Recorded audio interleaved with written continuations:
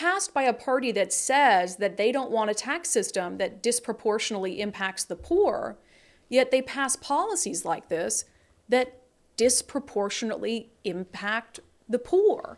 The following segment is brought to you in partnership with our friends over at Future 42. Turn your frustration into action at future42.org.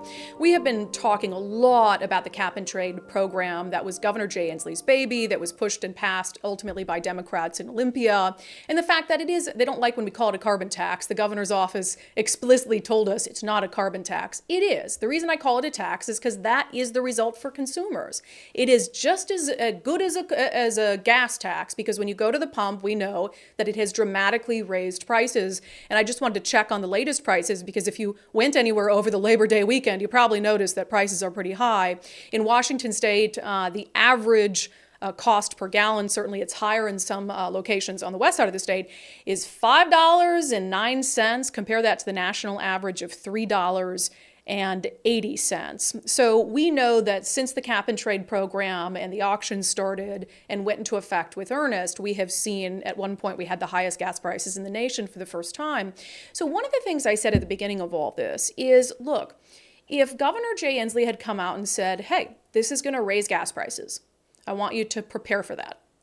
I believe it's the best thing to do to save the earth and the environment, and so I hope you agree, and it's just going to result in a higher cost at the pump. I would have still been opposed to it, but I would have felt much differently about how the governor approached all of this. Because remember, he denied and denied when he was confronted with the reality of what this would do, that it would raise prices at the pump. Up until it took effect, prices went up almost immediately. And then he changed his tune and said, oh, that's just because of the greedy oil and gas companies. And so he refused to acknowledge it until he couldn't refuse to acknowledge it anymore. And that was really bothersome to me. But I thought it was interesting. So Crosscut, which is a Seattle News publication, if you're not familiar, and I would say, I'm not going to paint everyone with a broad brush, but I would say if you're a regular reader to Crosscut, you're probably pretty progressive. I think that's fair to say. They did an article that went up today where they said the headline, "Readers Sound Off on Washington's High Gas Prices." And I thought, okay, that's interesting. I'm curious how Crosscut's readers feel about this, because these are going to be deeply progressive people. The subhead of the article was, "The state's cap and trade system is met with skepticism and grudging acceptance as companies pass the program's cost to consumer pocketbooks," which is common sense. Of course, companies are going to pass that along. They're not going to absorb it. But there was this one quote in particular from a reader of theirs that I thought was really interesting, because it's clearly a progressive guy who cares a lot about environmental issues, but he acknowledges what we've been saying about the cap and trade program all along. He told them, quote, "I know that gas prices are going to be high, and I support that. In Europe, gas prices have always been high. They always pay more than we do. We have always been the biggest polluter historically, and we have not paid our fair share, and it's time to pay for it now."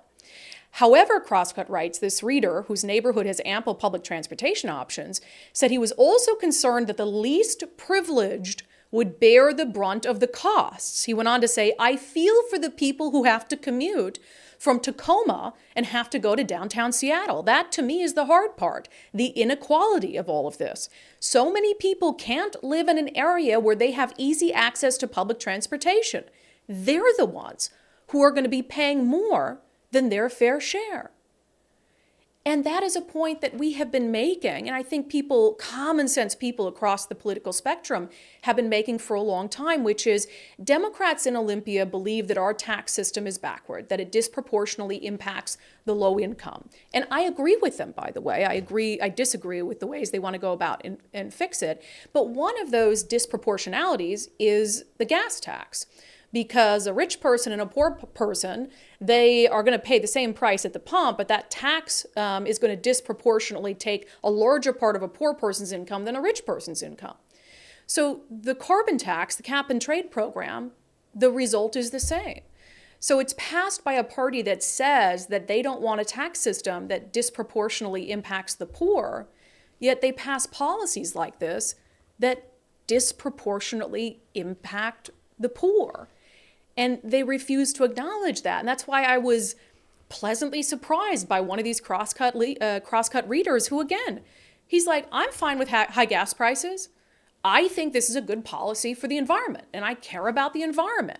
So he has a level of honesty and common sense about this that Governor Jay Inslee lacked. Again, Governor Jay Inslee wouldn't acknowledge what was going to happen. And this reader's like, yeah, I get that. However, I also feel bad for people who aren't as fortunate to live where I live or to have the income level that I live, who have to commute from A, B, C, or D outside of Seattle, and who are now really struggling.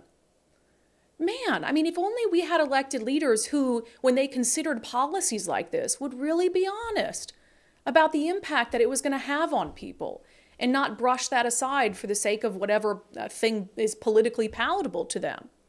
So I was happy to see this, and I'm happy to see that there are more robust, more honest conversations happening about the impact of the cap and trade program.